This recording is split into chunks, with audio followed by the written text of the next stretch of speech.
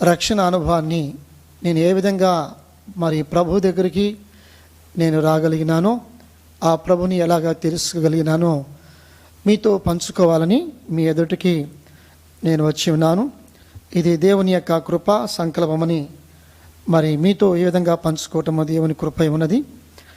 మరి నా సాక్ష్య జీవితాన్ని మరి నా బాల్యంలో మరి మా తల్లిదండ్రులు మరి పెరవలిపాలెము చావలి గ్రామము అనేటువంటి ప్రాంతంలో వారు నివసించేవాళ్ళు.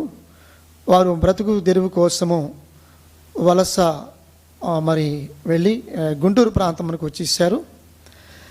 కాబట్టి మరి మా తల్లిదండ్రులు మేము అన్యులుగా ఉన్నటువంటి వాళ్ళము, మేము పద్మశాలిలము. మా నాన్నగారు నేత నేసేవాళ్ళు, మా అమ్మగారు మరి కండెలు ఉడకటము, తర్వాత మరి ఇంటి పనులు చేసుకోవటము, మిషన్ కుట్టటము, మరి చిన్న చిన్న వ్యాపారాలు చేయటము అనేటువంటి చేస్తూ ఉండేది. అలాగా గుంటూరు వలస వచ్చిన తర్వాత నేను గుంటూరు ప్రాంతంలోని అనగా నెహ్రూ నగరము, సంజీవి నగరు, వెంకటాద్రిపేట మధ్యలో ఉన్నటువంటి వీవర్స్ కాలనీ అనేటువంటి పద్మశాలిల కాలనీ ఉంది. మరి పక్కనే మరి మున్సిపాలిటీ హై స్కూల్ అనేది మరి ఆ ప్రాంతంలో మేము నివసించేవాళ్ళు. అమ్మగారు మా నాన్నగారు ఇక్కడ నివసించేవాళ్ళు. నేను 63లోనే ఇక్కడ జన్మించానండి. అయితే వారి సంతానము ఒక ఆడపిల్ల, 3 మగపిల్లలు. మరి నాకంటే మొట్టమొదట పుట్టినటువంటి మా అక్కగారు, తర్వాత నేను, నా తర్వాత 2 మగపిల్లలు, నాకు తమ్ముడు ఉన్నారు. మొత్తం 4 అండి. అయితే దేవుని కృపను బట్టి మరి ఏ విధంగా ముందుకు సాగుతున్నప్పుడు మరి చిన్న వయసులోనే నేను పుట్టిన తర్వాత బాల్యములో మరి చిన్నప్పుడంట నేను మట్టిని తినేవాడినట. ఆ మట్టి తినటం చేత కడుపు జబ్బు ఏదో వచ్చిందని చెప్పేసి చనిపోతామని చెప్పేసి అలాగా ఎంతో ఏడ్చేవాళ్ళు, దుఃఖించేవాళ్ళు. ఎంతో బాధపడుతున్న సమయంలో వారు ఒక లోకరీతిగా అందరూ దేవతలు దేవుళ్ళను ప్రార్థించినట్టుగానే తిరుపతి కొండకి, అయ్యా మా అబ్బాయి కనుక స్వస్థ పొందితే మేము మీ సన్నిధికి వస్తాము, జోగెత్తుకొని వస్తామని చెప్పేసి అలా మొరుకుకున్నారన్నమాట. మరి ఈ విధంగా ముందుకు సాగుతున్న సందర్భంలో నాకు 4 సంవత్సరాల వయసు మరి రాగానే మరి మా నాన్నగారు మరి ఆ పనులన్నీ, ఆ నేత ఇవన్నీ మానేసిన తర్వాత పనులు చాలకపోవడం చేత వారు గుంటూరు జిన్నా టవర్ దగ్గర ఉన్నటువంటి మిలిటరీ వాటర్లో గౌరీ శంకరు అనే వాటర్ ఒకటి ఉందండి. దానిలో మా నాన్నగారు వర్క్ చేసేవాళ్ళు ఒక సప్లైర్గా. మరి అలాగా ఉదయకాలం సమయం పూట వెళ్ళి మధ్యాహ్నం 3 గంటలు ఆ డ్యూటీ దిగి మరి వచ్చేవాడు. మా అమ్మగారు కూడా మార్కెట్ పనుల నిమిత్తం వెళ్ళి ఆ విధంగా మరి మా నాన్న కూడా మరి అదే టైం డ్యూటీ దిగే టైం కాబట్టి కలిసి వచ్చేవాళ్ళు. మరి ఇంటికి వచ్చిన తర్వాత మరి ఏం జరిగిందో ఏమో కానీ మరి మా అమ్మకి ఒక్కసారిగా మరి ఆమెలో మార్పు రావటం అనేది మరి జరిగింది. పెద్దగా కేకలు వేయటము, మరి అరవటము, మరి పరిగెత్తటము, ఈ విధంగా తనలో తను మాట్లాడుకోవటము, ఈ విధంగా జరుగుతూ ఉండేది. మేము ఆ పరిస్థితి చూసి చిన్నపిల్లం కాబట్టి మాకే అర్థం అయ్యేది కాదు. బాగా మరి ఏడ్చేవాళ్ళము, బాధపడేవాళ్ళము. పని అది ఆ ఒక్కరోజు కాదు కానీ దినాలు గడిచే కొద్దీ ఆమెలో ఉన్న సమస్య మరి పెరుగుతూ వచ్చింది. మరి ఎవరైనా శాతపడి చేశారా అనేది మాకు తెలియదు, మరి ఏదన్నా ఆవరించిందా అనేటువంటి అది మాకు తెలియదు. ఎందుకంటే చిన్నపిల్లలకి ఉన్నటువంటి వాళ్ళం కాబట్టి. అయితే మా బంధువులు ఉన్నారు కాబట్టి మరి ఎవరు కూడా పట్టించుకునేవాళ్ళు కాదు. ఎవరు పనులు వాళ్ళు ఉంటుంటాయి కాబట్టి పెద్దగా పట్టించుకునేవాళ్ళు కాదు. మా నాన్నగారు కూడా అంత తెలియదు, కొంచెం అమాయకత్వం కలిగిన మనస్సు కలిగినటువంటి వ్యక్తి కాబట్టి ఈ సందర్భంలో అలాగ ముందుకు సాగుతున్నప్పుడు దేవుళ్ళరా మేము మరి ఎలాగా మరి పుట్టినటువంటి మేము ఎలాగ పెరిగామో, ఎలాగ జీవిస్తున్నామో ఏంటో మాకు తెలియనటువంటి పరిస్థితి. చూసారండి, ఆమె మా అమ్మగారు అన్నం వండేది కాదు, మాకు పెట్టేది కాదు. ఎన్నో సమస్యలు, ఎన్నో బాధలు మేము అనుభవించామండి. ఆ పరిస్థితి ఇంత అంత కాదు. మా నాన్నగారు కూడా ఎంతో బాధపడుతుండేవాడు. ఆయన తీసుకొచ్చేటువంటి ఆ కూలి అంత మాత్రముగా ఉండేది. మరి మాకు ఆకలి బాధ తీర్చడానికి ఆయన తీసుకొచ్చేటువంటి జీతం చాలకపోతే మా అమ్మగారు బాగున్న సమయంలో ఆమె తెలియకుండా, ఎవరికి తెలియకుండా ముసుగు వేసుకొని అడుక్కొని మాకు మరి పెట్టిన సందర్భాలు ఉన్నాయని మరి మేము వింటూ ఉండేవాళ్ళమాట. అలాంటి పరిస్థితి మరి మేము అలాగ ఎదుర్కొన్నాము. అలాగే మా అమ్మ జీవితంలో అలాగా మా కోసం ఎంతో కష్టపడింది. కానీ ఉన్నట్టుండి ఈ పరిస్థితి మారటం అనేది మాకెంతో బాధాకరమైంది.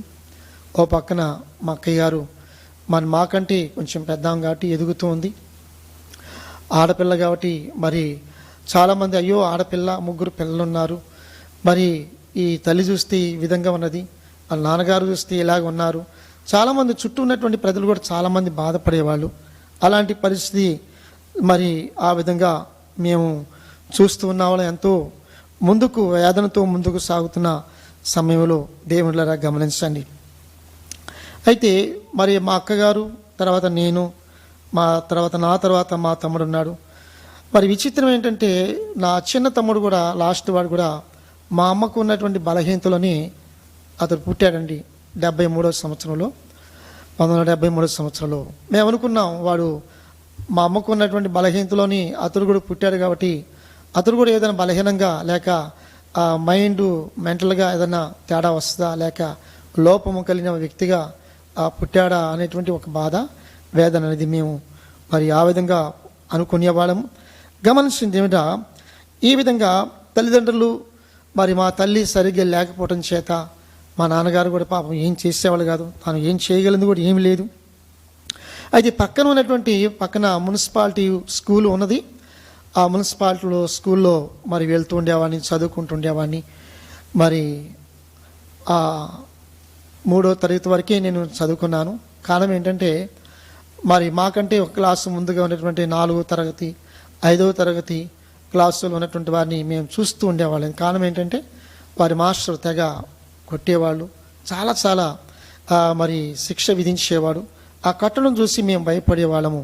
అమ్మో మళ్ళా క్లాసు మారితే 4వ తరగతి నేను వస్తే మళ్ళీ అదే మాస్టరు ఇలాగ దెబ్బలు తినాలా అని చెప్పేసి ఎంతో భయపడేవాడిని. కాబట్టి మళ్ళా మరో క్లాసులోనికి మరి వెళ్ళకుండా ఉండటానికి నేను చదువు మానివేశాను. 3వ తరగతి చదువుకొని 3వ తరగతి కూడా పూర్తిగా దాన్ని ముగించలేదు, పరీక్ష రాయలేదు, మధ్యలో ముగించేసాను. అయితే ఆ తర్వాత ఇక మరి నాకు దాదాపు 8 సంవత్సరాలు 9 సంవత్సరాలు 10 సంవత్సరాల లోపు ఉంటాయి. మా మేనమ్మ గారు ఆయన నన్ను తీసుకువెళ్ళి నెహ్రూ నారము 1వ లైను మరి కృష్ణా వాటర్లో ఒకటి ఉండేదండి. మరి చాలా ఇప్పుడు లేదు అది.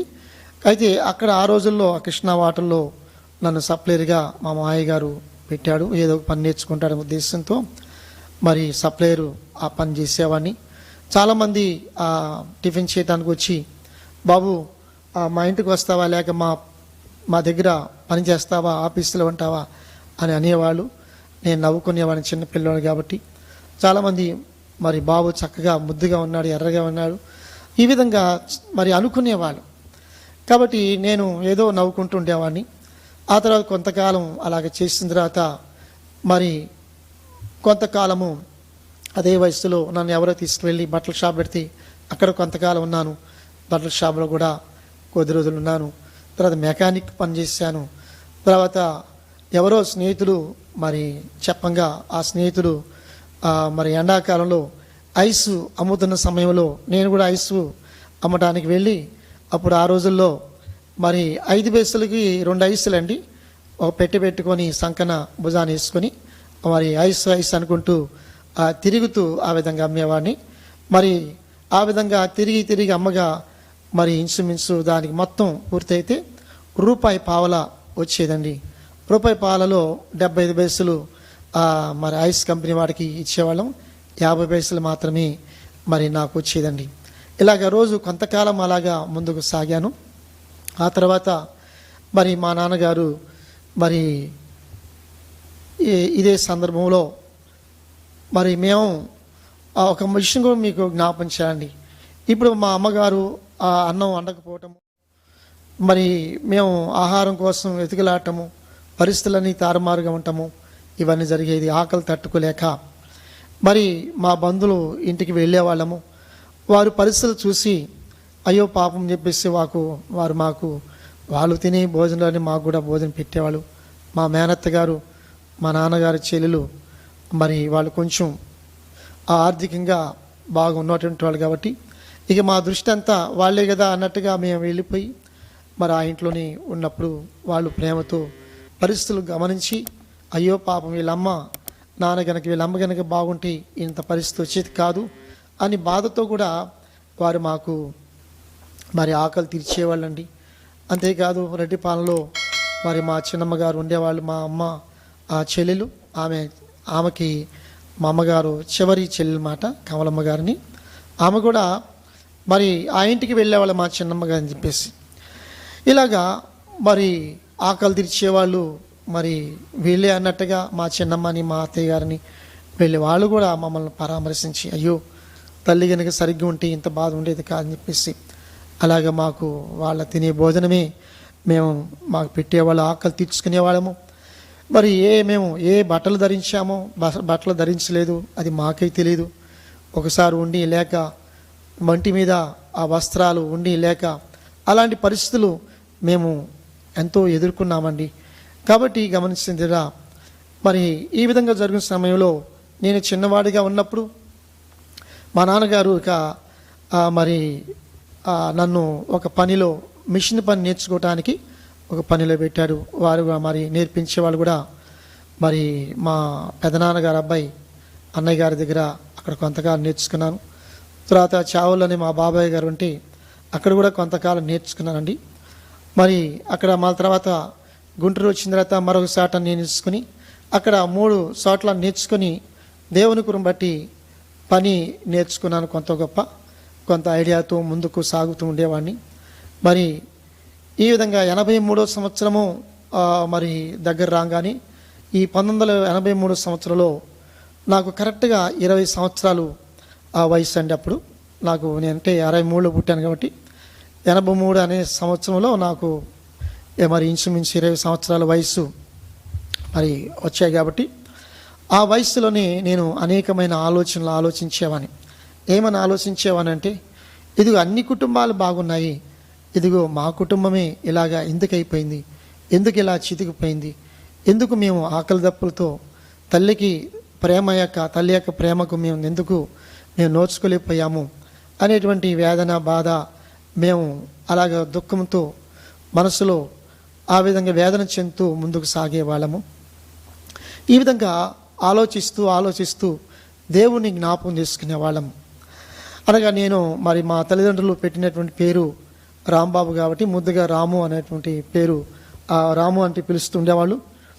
అప్పుడు నేను ఒక ఆలోచన ఏంటంటే నా పేరు రాంబాబు రాము అని పిలుస్తారు కాబట్టి ఒకవేళ రాముడి పేరుని బట్టి నేను ఎక్కువగా రాముడు పూజించటము, ఎక్కువగా మీ అందరిలాగే మరి అందరి దేవుళ్ళు పూజించటము మాకు అలవాటు కాబట్టి ఎక్కువగా రాముడిని ప్రేమించేవాళ్ళం, పూజించేవాళ్ళం. కాబట్టి అప్పుడు మాకున్న కష్టాన్ని ఇబ్బందిని బట్టి అప్పుడు అనుకునేవాళ్ళం, రాముడు ఇన్ని కష్టాలు అనుభవించాడు కాబట్టి మనం కూడా అన్ని కష్టాలు అనుభవించాలి కాబోలు అని చెప్పేసి మరి అనుకుంటూ ముందుకు వెళ్ళేవాళ్ళం. అలాగా ఒక రోజున ఉన్నటువంటి మాకున్న ఆలోచన ఏంటంటే ఒక రోజున మరి నేను నడుస్తూ ఆకాశం వైపు కన్నులెత్తి తల పైకెత్తి దేవా ఎందుకయ్యా మాకు ఇన్ని కష్టాలు, ఇన్ని సమస్యలు. ఓ పక్కన చూస్తే అక్కయ్య ఆడపిల్ల ఉంది, నా తర్వాత 2 తమ్ముళ్ళు ఉన్నారు. మరి నాకు ఈ వయసులో 20 సంవత్సరాల వయసు ఉన్నది. మరి మంచి చెబర చూసేవాళ్ళు ఎవరు లేరు. మరి అక్కయ్యకి రేపు రోజున మంచి చెబర ఎవరు చూస్తారు, వివాహం ఎవరు చూస్తారు, మరి ఎవరు ముందుకు వస్తారు, ఏంటి నాయన అనేటువంటి ఇన్ని బాధలు. కాబట్టి ఈ విధంగా ఆలోచించుకుంటూ ఒక రోజున వచ్చినటువంటి ఆలోచన ఏంటంటే ఈ సృష్టిని చేసింది ఎవరు, ఈ సూర్యచంద్ర నక్షత్రాలు కలగజేసింది ఎవరు, మనం పీల్చుకునే గాలిని కలగజేసింది ఎవరు, భూమిని కలగజేసింది ఎవరు, భూమి మీద ఉన్నటువంటి ప్రతి వస్తువును, ప్రతి వృక్షాన్ని, ప్రతి ఫలమును, ప్రతి జీవరాశిని కలగజేసింది ఎవరు? ఈ సృష్టి ఇంత గొప్ప అందంగా ఉంటే ఆ సృష్టించిన కర్త ఇంకా ఎంత అందంగా ఉండాలి అని నేను ఆలోచించేవన్నమాట. అనగా మనం చూస్తున్నటువంటి ఈ ప్రకృతి ఇంత అందంగా ఉంటే మరి కలగజేసినటువంటి ఆ దేవుడు ఇంకా ఎంత అందంగా ఉండాలని నేను ఆలోచించాను. దేవుళ్ళరా ఆలోచించాను. అలా అనుకుంటూ ముందుకు వెళ్తుండేవాళ్ళము. కానీ ఒక రోజున మరి అదే సమయంలో ఈ 83వ సంవత్సరంలోనే కొంతమంది అమెరికా నుంచి, వేరే వేరే వారం నుంచి కొంతమంది ఇండియాకి మన గుంట గ్రౌండ్, మరి గుంటూరు గుంట గ్రౌండ్లో కోటాలు పెట్టుకుంటూ సాయంకాలం పూట, పగటి పూట వీధి గ్రామాలు, వీధి మరి వీధులు తిరుగుతూ స్వార్థ ప్రకటించేవాళ్ళు. యేసు ప్రభువారు నిజమైన దేవుడు. ఆయన నమ్ముకుంటే, ఆయనకు ప్రార్థన చేస్తే దేవుడు చక్కగా మరి ప్రార్థన ఆలకించి మీకు నెమ్మది కలిగిస్తాడు, రక్షణ ఇస్తాడు, స్వస్థపరుస్తాడు అన్న విషయాన్ని వారు ప్రకటిస్తుంటే నాకు ఆశ కలిగింది. ఎందుకంటే మా అమ్మగారు ఇలాగ బలహీనతగా ఉంది కాబట్టి అమ్మగారిని బాగు చేస్తాడా అనేటువంటి ఆలోచన మరి నాకు వచ్చేదండి. అలాగా అమ్మను దృష్టిలో పెట్టుకొని మరి వారు చెప్పేటువంటి సువార్తను, ప్రభు మాటలు విని నేను కూడా, ప్రభువా మరి నీవు దేవుడు అంటున్నారు, మరి నేను ప్రార్థన చేస్తున్నాను, నా అమ్మగారికి రక్షణ దయచే, నాయన స్వస్థత దయచే ప్రభువా. మేమైతే మరి ఎవరికి వాళ్ళు యమునా తీరిగా అయిపోయాము. మరి తమ్ముళ్ళను చూసేది ఎవరు, అక్కయ్య పరిస్థితి చూసేది ఎవరు, నా పరిస్థితి చూసేది ఎవరు అనేటువంటి ఈ విధంగా ప్రార్థన చేసి ఉన్నామన్నమాట. ప్రార్థన కూడా రాకపోతే ఒక క్రిస్టియన్ సహోదరికి వెళ్ళి ప్రార్థన రాపించుకుంటే ఆమె పరలోక ప్రార్థన రాసిచ్చింది. దాన్ని చదువుకునేవాడిని. అలాగా కొంతకాలం ముందుకు సాగాను. కానీ ఎక్కడ స్వార్థను ప్రకటించినా కానీ వీధుల దగ్గర, మరి గృహాల దగ్గర ప్రార్థన కోటాలు పెట్టించుకుంటారు కాబట్టి నేను ఆ విధంగా వెళ్ళి వాక్యం వినేవాడిని. విన్నప్పుడు వారు యేసు ప్రభువారి నిజమైన దేవుడు, ఆయన తప్ప వేరొక దేవుడు లేడు అని ప్రకటిస్తుంటే, ఇదేంటి ఈయన ఇలా చెబుతున్నాడు, యేసు ప్రభువారి నిజమైన దేవుడంట, ఆయన ఒక్కడే దేవుడంట, మరి మేము సేవించేటువంటిది మరి దేవుళ్ళు ఎవరు, వీళ్ళు దేవుళ్ళు కాదా అని మరి ఆలోచించేవాడిని. ఈయనేంటి ఇలా చెబుతున్నాడు, ఇలా స్వార్థంతో చెబుతున్నాడనే ఉద్దేశంతో నేను అలా అనుకునేవాడిని. కాబట్టి ఇది మంచి పద్ధతి కాదు, ఇంత స్వార్థంగా చెబుతున్నాడు, మరి వీళ్ళందరూ ఏమైపోయారు అని అనుకునేవాడిని. ఇలాగా ఎక్కడ కూటమి జరిగినా కానీ అక్కడ వెళ్ళి కూర్చొని వాక్యం ఏంటంటే అందరూ అదే చెప్పేవాళ్ళు, ఆయనే దేవుడు, ఆయన తప్ప వేరొక దేవుడు లేడు అని చెబుతుంటే నేను ఆశ్చర్యపడ్డా. అరే ఇలా బాగానే అంతా ఒకటిలాగా ఉంది. మొట్టమొదట విన్నటువంటి చెప్పిన ఆయన కూడా అదే మాట అంటున్నాడు, ఈయన ఇదే మాట అంటున్నాడు, ఇంకోసారి విన్నా కూడా అదే మాట అంటున్నాడు, కానీ వీళ్ళ బడి అంతా వీళ్ళ బాగానే అంతా ఒకేలాగా ఉంది అని ఆ విధంగా అనుకునేవాడిని. ఇలాగ వెళ్ళే కొంది, రోజులు గడిచే కొంది యేసు ప్రభువారి దేవుడు అంటున్నాడు, కానీ అందరూ ఒకటే, చక్కగా యేసు ప్రభువారిని కూడా ప్రార్థన చేసుకోండి, ఈయన కూడా మీకు జవాబు ఇస్తానని చెప్పరే అనేటువంటి నేను అనుకునేవాడిని మాట. సరే ఎక్కడికి వెళ్ళినా కానీ ఇదే మాట వింటున్నప్పుడు అప్పుడు నేను అవగాహన చేసుకున్న, పరీక్ష చేయటం మొదలుపెట్టాను అన్నమాట. అసలు దేవుడు అంటే ఏంటి, ఎలాగుంటాడు, దేవుడు అంటే పరిశుద్ధంగా ఉంటాడు, ఆయన సర్వాంతర్యామి, ఆయన గొప్పవాడు, ఆయన అదృశ్యుడు, ఆయన అంతటి ఉన్నవాడని వాక్యం సెలవిస్తుంది. మరి మేము సేవించేటువంటి దేవుళ్ళలో అలాంటి పవిత్రత ఉన్నదా అంటే నేను సేవించేటువంటి దేవుణ్ణి, రాముణ్ణి పరిశీలన చేయటం మొదలుపెట్టానండి. ఆయన మనలాగే మనకి వివాహము, పిల్లలు ఎలాగుంటారో అతని జీవితంలో కూడా పెళ్లి చేసుకున్నాడు, పిల్లలు కన్నాడు, పిల్లలు ఉన్నారు. అంతేకాక తన భార్య కోరిక నెరవేర్చడానికి అరణ్యములో ఒక మాట విషయమై తన భార్యను అరణ్యానికి పంపించడం అనేది మనం చూస్తున్నాము. అలాగే తన భార్య కోరిక నెరవేర్చడానికి మరి తన భార్య కనిపించిన లేడీ కావాలని అడిగినప్పుడు ఆ లేడీ కోసం మరి దాన్ని తీసుకురావడానికి వేటాడటానికి వెళ్తాడు. అయితే మరి తమ్ముడు చెప్పేది ఏంటంటే, అన్న అది నాకు మాయలేడిగా కనిపిస్తుంది, నువ్వు వెళ్ళొద్దు అని చెప్పినప్పుడు లేదు మీ వదిన మాట, నేను ఆమె కోరిక నెరవేర్చాలి అనే ఉద్దేశంతో వెళ్తాడు. అంటే గమనించండి, రాముడు దేవుడైతే తన తమ్ముడుకున్నటువంటి అవగాహన అది మాయలేడని గ్రహించాడు. కనీసం మరి రాముడు దేవుడు అన్నారు కదా, అది మాయలేడు మనిషి లేడు అని తనకు తెలియదా అనేటువంటి ఆలోచన మనం అర్థం చేసుకోవాలి. అయితే దేవుని వాక్యం సెలవిస్తుంది, ఆయన అందరి హృదయములు ఎరిగినటువంటి వాడు. మానవుని యొక్క హృదయములో, మన హృదయములు ఏం జరుగుతుందో, ఏం మాట్లాడగలమో, మనం ఏ స్థితిలో ఎవరు ఎలాగున్నారో ఆయన చూడగలడు, ఆయన చెప్పగలడు. చూస్తారండి, మనం ఎక్కడున్నామో ఆయన తెలుసు. మరి అలాంటిది ఒక ప్రాణి, అది మంచిదో కాదో, మాయదో మంచిదో కాదో అన్న సంగతి నీకు తెలియదా? కాబట్టి దాని విషయంలో పరిశీలన చేసినప్పుడు అతను అర్థమైపోయింది, అతడు దేవుడు కాదు మనలాంటి మనుషుడు అని చెప్పేసి. పోనీ ఆయన ఎప్పుడు ఒకేలాగా జీవించాడంటే ఏమాత్రం జీవించాడు. ఆయన మళ్ళాగే చనిపోయాడు, సమాధి చేయబడ్డాడు, మళ్ళీ తిరిగి లేదు. చూస్తారండి, దేవుడు అంటే ఎప్పుడు ఒకేలా ఉంటాడు. ఆయన మరి మరణాన్ని జయించినటువంటి, అంటే మనుషుడికి ఏదైతే మరణం ప్రతి మనుషుడిని ఆవరించిందో ఆ మరణాన్ని జయించిన వాడిగా ఉండాలి. అలాగా మరణం జయించినటువంటి వారు ఎవరిలో నాకు కనిపించాల. కృష్ణుడి జీవితం కూడా చూస్తే మనిషికి ఒక భార్య దేవుడు ఏర్పాటు చేశాడు, ఒకే ఒక భార్య. ఇద్దరుంటే ముగ్గురుంటే అది పాపం అంటారు, నీతి తప్పినవాడు అంటారు మనమే సమాజంలో మరి అనేటువంటి మాటలు. మరి ఆ దేవుడికి 16,000 మంది గోపికలు ఉంటే ఇక దేవుడు ఎలాగవుతాడండి? కాబట్టి ఇతను కూడా మనుషుడే, మనకంటే ఇంకా తక్కువ హీనమైన జీవితాన్ని జీవించాడు అనేటువంటి ఒక ఆలోచన కలిగింది. అతను కూడా దేవుడు కాదని అర్థమైపోయింది. పోనీ మరణాన్ని జయించాయంటే అతడు కూడా మళ్ళాగే చనిపోయాడు, ఏమండి మట్టి అయిపోయారు. కానీ యేసుక్రీస్తు ప్రభువారు మన పాపముల కొరకు చనిపోయి సమాధి చేయబడి 3వ రోజున తిరిగి లేచి మరి ఆయన పరలోకానికి వెళ్ళి తండ్రి కుడికి పార్శ్వమున కూర్చొని మన కొరకు విజ్ఞాపన చేస్తున్నటువంటి వారు ప్రభువారిని దేవుని వాక్యము లేఖనము సెలవిస్తున్నాను.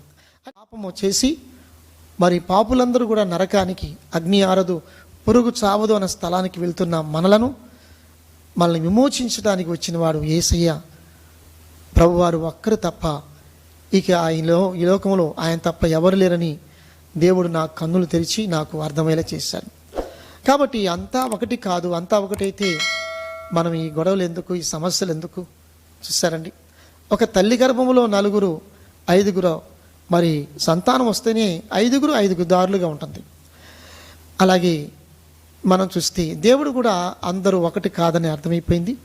ఆ దేవుడు నేను 83లో ప్రభువుని తెలుసుకున్నాను. అదే సమయంలో 83వ సంవత్సరంలోనే నేను నేర్చుకున్న పనిని ఒక టైలరింగ్ షాపు పెట్టాలని నేను ప్రార్థన చేసుకున్నాను. ప్రభా, నేను ఇప్పుడు నా కుటుంబం మీరు నాకు దొరికారు, చాలా అంతే సంతోషం. ఇప్పుడు నేను ఒక దారి అవ్వాలి, నేను ఒక దారి అయిపోయి తమ్ముళ్ళను కూడా ఒక దారి చేయాలి అనేటువంటి ఆలోచన తపన ఆ మనసులో ఉంది. అలాగా మరి పని నేర్చుకున్నాను, వచ్చి రానటువంటి పని నేను ప్రార్థన చేశాను. ప్రభా, నేను షాప్ ఒకటి పెట్టుకోవాలి అనేటువంటి ఆలోచన. మరి చేతిలో పైసా లేదు.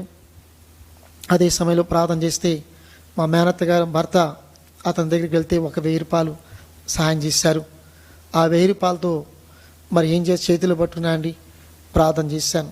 ప్రభా, ఎక్కడైనా షాపు చూపించమనంటే ప్రార్థన చేస్తే మరి అప్పుడే నాకు తెలిసిన కుర్రడు పలానా షాపు పలానా చోట ఉందంటే నెహున్నారు ఉండలేను. ఆ షాపు చూపించినప్పుడు దానికి అప్పుడు ఆ రోజుల్లో 83వ సంవత్సరంలో చిన్న గదండి, 100 రూపాయలు చెబితే అమ్మ అంత ఇవ్వలేనంటే 90 రూపాయలు మాత్రమే అద్దె, 10 రూపాయలు తగ్గించారు. అప్పుడు షాపు తీసుకున్నాం.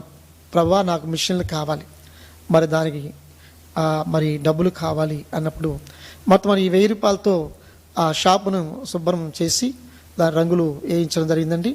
మరి నాకు ఒక ముఖ్యమైనటువంటి ఫ్రెండ్ కూడా జ్ఞాపకం చేయాలి. అదే సమయంలో నాకు ఫ్రెండు శ్రీనివాసరావు గారని, శ్రీనివాసరెడ్డి, అతడు పెయింటర్ వర్క్ చేస్తాడు. మరి నేనంటే ఎంతో ప్రేమ, మరి అతడంటే నాకు కూడా ఎంతో ప్రేమ. అంతా సహవాసంతో ముందుకు సాగాము. నేను షాప్ పెట్టుకున్నా అంటే తాను ఎంతో సంతోషించాడు, నాకెంతో సహకరించాడు. అన్నీ శుభ్రంగా షాపు శుభ్రం చేసి ఆ రంగులేసి అతను చక్కగా మంచిగా అందంగా అలంకరించాడు. అదే సమయంలో మరి నాకు మిషన్లు కావాలి కాబట్టి ప్రార్థన చేస్తే నేను ఎక్కడైతే నేర్చుకున్నానో ఆ మిషన్ ఆ యజమానుడు అతను వేరే కంట్రీ వెళ్ళాడు. ఆ వస్తువులన్నీ కూడా ఇంట్లో ఉండిపోయాయి. నేను తిరిగి ఆయన భార్య దగ్గరికి వెళ్ళి అమ్మ షాప్ పెట్టుకున్నా అంటే తప్పకుండా బాబు నువ్వు తీసుకుని మా దగ్గర నేర్చుకున్నావు కాబట్టి ఇప్పుడు నీ దగ్గర ఏమి లేకపోయినా పర్లేదు, తర్వాత ఇవ్వు ఒక 6 నెలల తర్వాత అని చెప్పేసి 2 మిషన్లు మళ్ళా తీసుకొచ్చి మరి షాపును మరి ప్రారంభం చేశాం. తెలియనటువంటి భక్తి ప్రార్థన చేయటం మొదలుపెట్టాను. మరి ఆ రోజున మార్చి 83వ సంవత్సరం మార్చి 3వ నెల 20వ తారీఖున కరెక్ట్గా ఆదివారం అది కొంతమంది విశ్వాసుల్ని తెలిసినటువంటి స్నేహితుల్ని పిలిచి ఆ విధంగా నేను మరి నాకు ఎవరైతే మట్ట 1000 రూపాయలు సహాయం చేశారో అతని చేతుల మీద దాన్ని ప్రారంభించడం జరిగింది. అయితే విచిత్రం ఏంటంటే ప్రార్థన చేశాము, రిబ్బన్ కటింగ్ జరిగింది.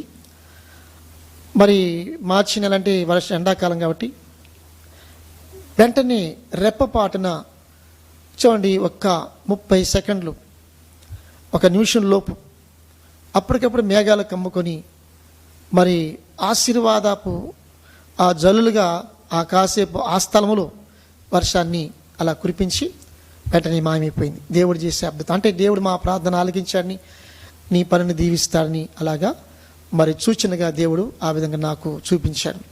కాబట్టి అలాగా పని చేసుకుంటూ తమ్ముళ్ళిద్దరిని కూడా దగ్గర చేర్చుకొని అలాగా మరి మేము రెడ్డిపాలెం ఉంటుండేవాళ్ళము. అలాగే పనులు చేసుకుంటూ అలాగే మేము కరెక్ట్గా 83 సంవత్సరంలోనే మేము పని చేస్తున్నప్పుడు ఒక స్వార్థికురాలు దైవజనరాలు అందరికీ ప్రార్థన చేసుకుంటూ మా దగ్గర కూడా వచ్చి, అయ్యా నీకు ప్రార్థన చేస్తానప్పుడు నువ్వేంటివి ఎక్కడ ఏంటన్నప్పుడు మాది పలానా చోటమ్మా అంటే, అయితే మీకు శారదాకాలం దగ్గరగా ఉంటుంది, మరి అక్కడ ప్రకాశరావు గారు యాదవులతను అతను కూడా హిందువులే, మరి సేవకుడు అండి, చక్కగా సేవ చేస్తున్నాడు, అక్కడికి మీ చర్చికి వెళ్ళండి, మందిరానికి వెళ్ళండి, దేవుళ్ళు ఎదుగుతారని చెప్పేసి మరి చెప్పడం జరిగింది. అప్పుడు నేను అక్కడికి ఎక్కడ కూటమి ఉంటే అక్కడికి వెళ్తున్నానండి. అయితే ఇక్కడ రావడం జరిగింది. శారదాకాలం 25 వారి దగ్గరే మరి ఆ సంవత్సరము కొంచెం బలపడడం జరిగింది, వాక్యం వినటం జరిగింది. కరెక్ట్గా 84వ సంవత్సరం రాగానే మరి నేను నమ్మి బాప్తిస్మం తీసుకున్నాను. ఆయనే దేవుడని నా పాపాలు ఒప్పుకున్నాను, నమ్మి బాప్తిస్మం తీసుకున్నాను. ఎంతో నా హృదయంలో గొప్ప సంతోషము సమాధానం జరిగింది. ఇక్కడ అలాగా దేవుని సన్నిధిలో ఎదుగుతూ ప్రార్థన చేసుకుంటూ నాకు వచ్చే కష్టాజితలోని దశమ భాగం ఇస్తూ ఇలాగా ముందుకు సాగుతున్నాము. అమ్మ కోసం ప్రార్థన చేస్తున్నాము. అమ్మలో చాలా వరకు మార్పు కనిపించింది. కానీ మేము ప్రార్థన చేసే కొన్ని అంటే సంపూర్ణంగా మేము చూడలేకపోవడం చేత ఒకసారి బాధ వేదన చెందుతున్నాం. ప్రభా ఇంకా ఏంటయ్యా ఇప్పుడు మా తల్లిగారిలో ఆ మార్పు ఇంకా ఎప్పుడు చూస్తా ఉన్నప్పుడు దేవుడు ఒక వాగ్దానం చేశాడు. యెషయా గ్రంథంలో ఒక మాట, మరి యిర్మీయా గ్రంథంలో, నేను సర్వ శరీరాత్మలకు దేవుడిని కానా, నాకు అసాధ్యమైంది ఏదైనా ఉన్నదా అని దేవుడు చెప్పటం జరిగిందండి. ఆ మాటతో నేను ధైర్యం తెచ్చుకున్నాను. దేవుడు ఒక రోజున ఆమెకి గొప్ప విడుదల కలిగిస్తాడు. అంటే కొద్ది రోజులు మాకు ఒక పరీక్ష కూడా పెట్టాడు, పరీక్షగా ఉండాలన్నట్టుగా కొద్ది రోజులు అలా ఉంచాడు. అలాగ ముందుకు సాగుతున్న సందర్భంలో దేవునిలారా గమనించండి. మరి ఈ విధంగా ఆ ముందుకు సాగుతున్న సందర్భంలో మరి ఈ విధంగా 83లో రక్షించబడ మరి ప్రభుని తెలుసుకోవటము, 84లో రక్షించబడటము, అలాగా ముందుకు సాగుతున్నప్పుడు కరెక్ట్గా 93వ సంవత్సరంలో నాకు 30 ఏట వచ్చింది. 93వ సంవత్సరంలో దేవుని పరిచర్య చేయడానికి దేవుడు పిలిపించాడు. మాకేం అర్థం కాలేదు. దైవజనులు మా పాస్టర్ గారు, అయ్యా దేవుడు నిన్ను చూపిస్తున్నాడు, నువ్వు సేవ చేయాలి నా తర్వాత అన్నప్పుడు నేను నవ్వుకునేవాడిని. నేనేంటయ్యా సేవ చేయటం అంటే, మీ పిల్లలు ఉన్నారు కదా, వారు మీ తర్వాత సేవ చేయాలి, నేనేంటంటే అన్నప్పుడు లేదు మా పిల్లలు కాదు, దేవుడు నిన్నే చూపిస్తున్నాడు పరిచర్య చేయటానికి అని మా పాస్టర్ గారు చెప్పేవాడు మాట. నేను నవ్వుకునేవాడిని. నేను పరిచర్య చేయటం ఏంటని నేను నవ్వుకునేవాడిని మాట. ఎందుకంటే నాకు చదువు లేదు, 3వ తరగతి మాత్రమే చదువుకున్నాను. తర్వాత నాకు జ్ఞానం కూడా పెద్దగా లేదు, మాట్లాడటం కూడా సరిగ్గా చేత కాదు, నంగినంగిగా ఉండేవాడిని. ఎవరైనా 4-5 ఉంటే మాట్లాడితే వారి మధ్యన ఉండేవాడిని కాదు. ఎందుకంటే వారు ఏదైనా మాట్లాడితే ఏదైనా జవాబు చెప్పాలనే ఉద్దేశంతో సైడ్కి తప్పుకునేవాడిని మాట. అలాంటి పరిస్థితి అలాగా ఉండేవాడిని మాట. మరి ఇలాగా ముందుకు సాగుతూ ఉండేవాడిని. అది ప్రభు దగ్గర రాకముందు కూడా లోకరీతిగా నేను కొంతకాలం జీవించాను. సినిమాలకు వెళ్ళటం కానివ్వండి, మరి అపవిత్రమైన సినిమాలు చూడటం, అది ఏ సినిమా పడితే అలాగా సినిమాలు చూడటం కానివ్వండి, ఆ స్నేహితులతో పాటు కొంతకాలం వాళ్ళు ఏదో మందు తాగుతుందని చెప్పేసి నేను తాగటం, అలాగే డీప్కి వెళ్ళేవాడిని కాదు, ఏదో వాళ్ళతో పాటు కాసేపు. కానీ దేవుడు అంత దూరం పోనీకుండా మరి దేవుడికి తెలియకపోయినా కానీ అప్పటికి నన్ను కాపాడుతూ వచ్చాడు. అయితే ఈ విధంగా ముందుకు సాగుతున్నప్పుడు మరి దేవుళ్ళరా మరి 93వ సంవత్సరంలో ప్రభు పరిచర్యకు పిలవంగా నేను ముందుకు రాలేదు, తొందరపడి రాలేదు, ఎందుకంటే భయం వేసింది. అయితే ఈ పరిచర్యకి ముందు కంటే ఇంకొక విషయం ఏంటంటే, నేను విశ్వాసంలో సాగుతున్నప్పుడు కరెక్ట్గా 87వ సంవత్సరంలో నాకు 24 సంవత్సరాలు వచ్చాయి కాబట్టి ప్రభు సన్నిధిలో ప్రార్థించాం. ప్రభువా, నా జీవితంలో ఎవరినైతే మరి భాగస్వామిగా మీరు సిద్ధం చేశారో వారిని మాకు కనపరుచున్నప్పుడు మంగళగిరిలోని విశ్వాసుల కుటుంబంలోంచి మరి నేను మ్యారేజ్ చేసుకున్నాను. నా భార్య పేరు రాణి. ఆమె కూడా రక్షించబడినటువంటి మరి రక్షణ అనుభవంలో ఉన్నటువంటి అనుభవం. అయితే పరిచర్య విధానము చూసినప్పుడు వారు చెప్పినప్పుడు ఆమె సహకరించింది. పరిచర్య దేవుడు పిలుస్తున్నప్పుడు మనం వెళ్దామని చెప్పేసి ఆమె సహకరించింది. ఆమె సహకరించకపోతే నేను ముందుకు వచ్చేవాడిని కాదు, ఎందుకంటే మరి ఇంట్లో స్త్రీలు సహకారం ఎంత అవసరం కాబట్టి. అప్పటికి 84లో నాకు 87లో మ్యారేజ్ అయింది. మరి నా పరిచర్య పిలుపు 93 కాబట్టి అప్పటికి ముగ్గురు పిల్లలు పుట్టారు, ఒక పాప, 2 బాబులు. అయితే దేవుడు పరిచర్య పిలిచినప్పుడు భయపడ్డాను, ఎందుకంటే 3 పిల్లలు ఉన్నారు, వారి భవిష్యత్తు ఏంటి, వారి ఆలన పాలన ఏంటి, వారి చదువులు ఏంటి అన్నప్పుడు దేవుడు ధైర్యపరిచాడు. అవన్నీ 45 అధ్యాయం అంధకార స్థలంలో దాచబడిన ధననిధులు నేను నీకు ఇస్తానని చెప్పేసి వాగ్దానం చేశాడు. అయినా కానీ ధైర్యంగా ముందుకు వెళ్ళలేకపోతున్నాం. నాకు తెలిసినటువంటి దైవ సేవకులు మోజేస్ గారని, వారు చాలా ఆత్మీయులు, యథార్థంగా పరిచయం చేసి వారు కాలం చెల్లించారు, దేవుని దగ్గరికి వెళ్ళారు. కరపత్రి సేవ ఎక్కువ సేవ చేస్తుండేవాళ్ళు. వారు నన్ను ఎంతగానో పరిచయం కొరకు పురుకొల్పాడు. నువ్వు వెళ్ళు, ముందుకు వెళ్ళు, దేవుడు తోడుగా ఉన్నాడని చెప్పేసి. తర్వాత రిప్రజెంటు సాల్మన్ రెడ్డి గారు, అతని మెడికల్ రిప్రజెంటు, వారు కూడా 93లో నాకు పరిచయం అయ్యారు. వారు కూడా నన్ను ఈ సేవ విధానంలో భక్తుల అనుభవాలు, సేవకుల అనుభవాలు, ఎన్నో అన్న విషయాలు నాకు చెప్పి బలపరిచి నన్ను కూడా ముందుకు నెట్టడం అనేది జరిగిందండి. పరిశుద్ధాత్మ దేవుడు మరి తన ఆత్మ ద్వారా ముందుకు నడిపించి పూర్తిగా 93లో దేవుడు పిలిస్తే రాలేదు, కానీ 95లో పరిచర్యకి మే నెలలో మరి ఆ ప్రాంతంలో మే నెలలో ఆ ప్రాంతంలో దేవుని పరిచర్యకి రావడానికి జరిగిందండి. పరిచర్యకి వచ్చే ముందు దేవుని సన్నిధిలో నేను 3 దినాలు మేమిద్దరం మరి నా భార్య నేను 3 దినాలు ఉపవాసం ఉండి ప్రార్థన చేశామాట. నాకు ఇల్లు ఒక పెంగిటిల్లు ఉండేది, దాంట్లోని మా ఇంట్లోని ప్రార్థన చేసి, ప్రభా నీ చిత్తం మీదనైనా మరి పరిచర్యకి పిలుస్తున్నారు, సేవకులేమో ఈ విధంగా చెబుతున్నారు, మరి నీ యొక్క నడిపింపు ఏంది నాయన అని చెప్పేసి. అయితే నేను 93 నుంచి 95 వరకు నేను చేసిన పని ఏంటంటే, ఒక భాగంగా ఒక పక్కన పనిచేస్తూ ఓ పక్కన అక్కడక్కడ స్వార్థ ప్రకటిస్తూ సాక్షిగా ఉండటము జరుగుతున్నది. అయినా కానీ అది కూడా దేవునికి ఇష్టం లేదు కాబోలు ఆ పని అంతా కూడా తారుమారు చేసి పూర్తిగా ఆ దేవుని పరిచర్య కొరకు మరి రావటం జరిగింది. సేవకులు నన్ను అభిషేకించారు. ప్రార్థన చేసినప్పుడు 3 దినాలు పరిశుద్ధాత్మ దేవుడు పావుర ఆకారంలో నేను ఎక్కడైతే ప్రార్థన చేస్తున్నానో అక్కడ నా ఎదురుగా ఒక టేబుల్ ఉండేదండి. ఆ టేబుల్ని పట్టుకొని ఇలాగ ప్రార్థన చేస్తూ ఉండేవాడిని. ఆ టేబుల్ మీద పరిశుద్ధ గ్రంథం ఉండేది. పరిశుద్ధ గ్రంథం మీద మరి నా తల మీద, నా భుజం మీద పరిశుద్ధాత్మ ఆ పావురం అనేది నా మీద వాలేదన్నమాట. మా మిస్సెస్ గారు ఈ దర్శనం చెబుతున్నారు. 3 దినాలు ఉపవాసం ప్రార్థన చేశాము. అయినా కానీ మనసుకు ఇంకా కుదుట పడక మళ్ళా 3 రోజులు మళ్ళీ ఇంకొక సమయంలో 3 దినాలు ప్రార్థన చేస్తే ఆ ప్రార్థన అనంతరము తిరిగి మళ్ళా మరి పరిశుద్ధాత్మ ఆ పావురం ఆకారంలో తర్వాత నా మీద వాలటమే కాకుండా బైబిల్ ఎదురుగా ఉంటుందిగా బైబిల్ మీద వాలటము, నా మీద వాలటము, ఇలాగే జరిగింది. అప్పుడు నిర్ధారణ అయింది, దేవుడు నన్ను పిలిచాడనేటువంటి ఉద్దేశంతో. కాబట్టి 3 పిల్లలు చిన్నపిల్లలుగా ఉన్నారు. అప్పుడే మంచి స్కూల్లో వేసామండి. 95లో మరి ఫీజులు కట్టాలి, ఒక పక్కన ఆర్థిక సమస్యలు, పరిచర్యకి అప్పుడే కొత్త, చేతిలో డబ్బులు లేవు. విశ్వాసుల ద్వారా మరి విశ్వాసము మరి అప్పుడు లేరండి. అప్పుడే బయటికి వెళ్ళి సువార్త ప్రకటిస్తున్నాం.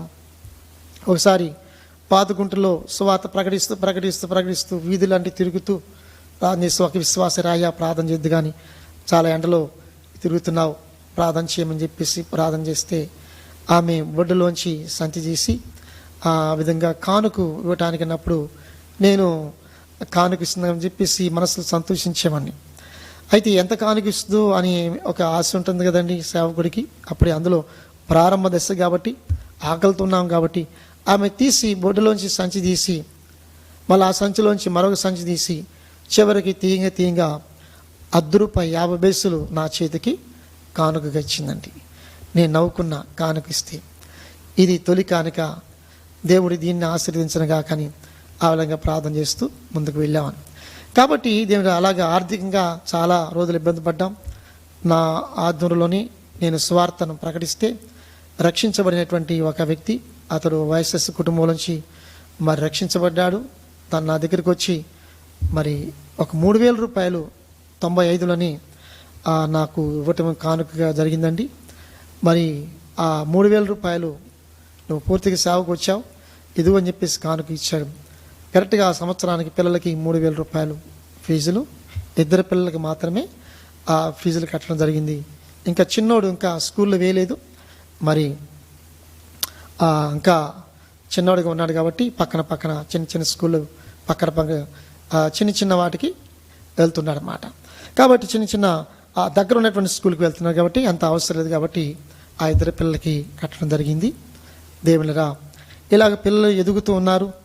మరి పరిచర్య మరి 95లో జూన్ 14వ తారీఖున నాకు మందిరం లేదు కాబట్టి, అంటే నన్ను అభిషేకించిన సేవకులు చనిపోయారు కాబట్టి వారి తర్వాత వారి పిల్లలు ఉన్నారు కాబట్టి నేను బయటికి రావాల్సి వచ్చింది. నేను నివాసం ఉంటున్నటువంటి చర్చ్ మరి ఇల్లే మొట్టమొదటి పంచలో ఆరాధన ప్రారంభం చేశామండి. మరొక సంవత్సరం మళ్ళీ కొన్ని గోడలు వలిచి అలాగా ఒక్కొక్క సంవత్సరం ఒక్కొక్క విధంగా మలుచుకుంటూ పూర్తిగా ఇంటిని హాలుగా మార్చి ఆరాధన జరిపించడం జరిగింది. దేవుళ్ళరా ఇలాగా ముందుకు సాగుతూ మరి ఇప్పుడు దేవుని కృపచేత మరి తొలి రోజుల్లో ఒక 15 మంది మరి ఈ శారదా కాలనీ 25 లైన్లో మార్జింగ్ ఉన్నటువంటి కొంతమంది బిడ్డలు, మరి కొంతమంది రక్షించబడిన వాళ్ళు, కొంతమంది రక్షణ లేనటువంటి వారు నా దగ్గర రావడం జరిగింది. అలాగా దేవుని కృపను బట్టి ఇప్పుడు 200 మంది సంఘముగా దేవుడు ఏర్పాటు చేశాడు. తర్వాత నా 2 తమ్ముళ్ళు కూడా వారు కూడా రక్షించబడి వారు కూడా సేవ చేయటం అనేది ఎంతో గొప్ప ధన్యత అండి, దేవుడు ఇచ్చినటువంటి కృప.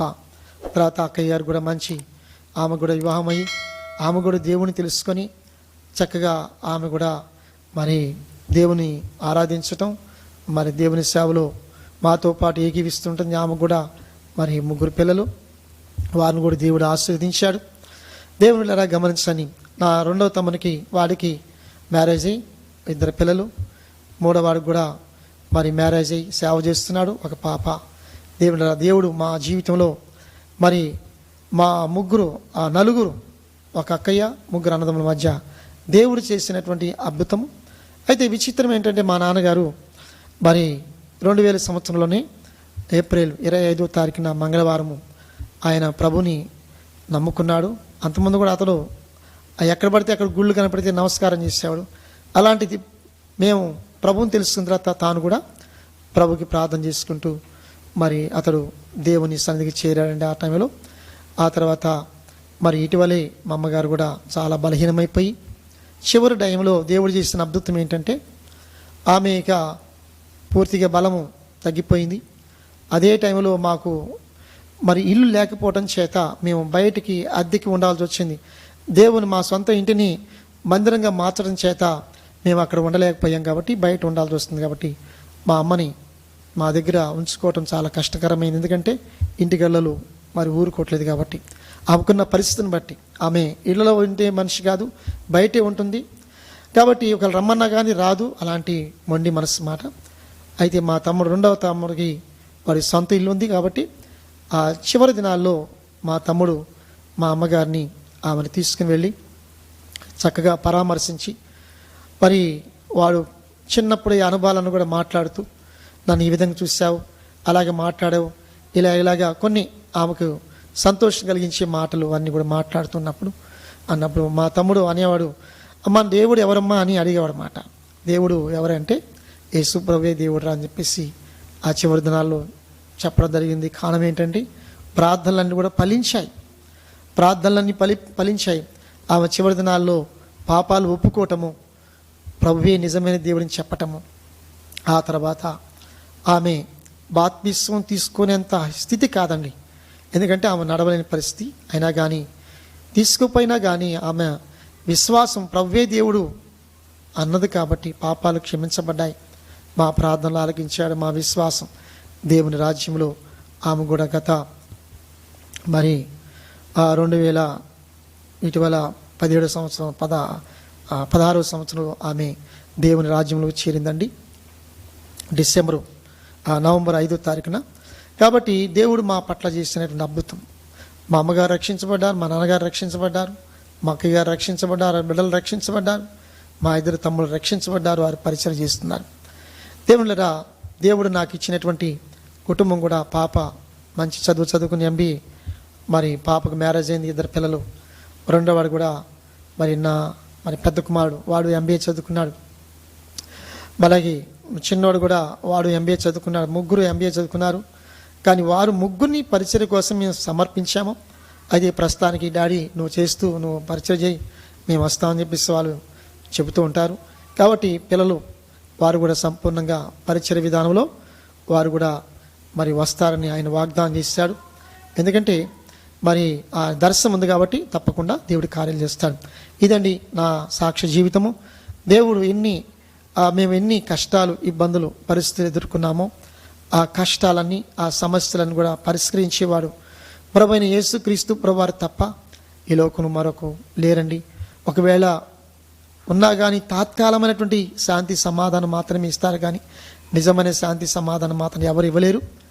ఒక ప్రభువు మాత్రమే, ఒక రక్షకుడు, ఒక యేసయ్య మాత్రమే మన జీవితాలను మార్చగలడు, సంతోషం ఇవ్వగలడు, మన హృదయంలో శాంతి సమాధానాన్ని ఇవ్వగలడు.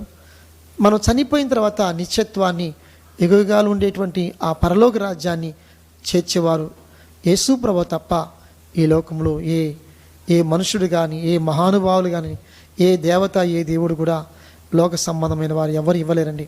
ఉన్నవాడు ఒకే ఒక్క దేవుడు. ఆ ఒక్క దేవుడే సర్వంతర్యామి, ఆ ఒక్క దేవుడే ప్రభువారు, ఆ ఒక్క దేవుడే నీ కోసం ప్రాణం పెట్టినవాడు, ఆ ఒక్క దేవుడి మళ్ళా రాబోతున్నటువంటి వాడు, ఆ ఒక్కవాడే ఆయన పరిశుద్ధమైన దేవుడు. కాబట్టి ఆయన్ని ప్రేమించి మీరు కూడా శాంతి సమాధానాన్ని, ఈ సాక్ష్యాన్ని విన్న ప్రతి ఒక్కరు కూడా మరి మీరు కూడా నెమ్మది పొందుతారని నేను ఆశిస్తూ, రక్షించబడతారని ఆశిస్తూ ఈ మాటలు ముగిస్తున్నా. మీ అందరికీ శుభం కలుగు.